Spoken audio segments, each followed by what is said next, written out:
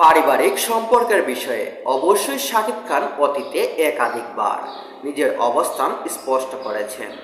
বিভিন্ন সাক্ষাৎকারে তিনি বলেছেন, অপু বিশ্বাস ও শবনম বুবলী দুজনেই তার জীবনের অতীত অধ্যায়। তাদের সঙ্গে সম্পর্ক পুনরায় জোড়া লাগার সম্ভাবনা নেই বলে মন্তব্য করেছিলেন এই অভিনেতা।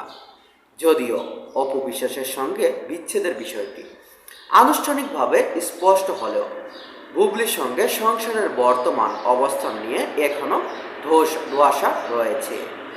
এমন পরিস্থিতিতে সাকিবের নীরবতা নতুন করে নানা প্রশ্নের জন্ম দিয়েছে।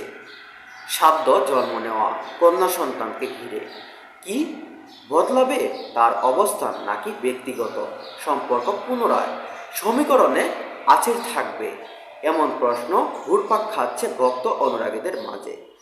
আলোচিত এই অধ্যায়ে নতুন করে মোড় আসে কি না সেটা এখন দেখার অপেক্ষায় সাকিব ভক্তরা চায় শাকিব খান, অপু বিশ্বাস এবং শবনম বুবলী দুজনকে নিয়ে তিনি যেন সংসারে আবারও আবদ্ধ হন, কারণ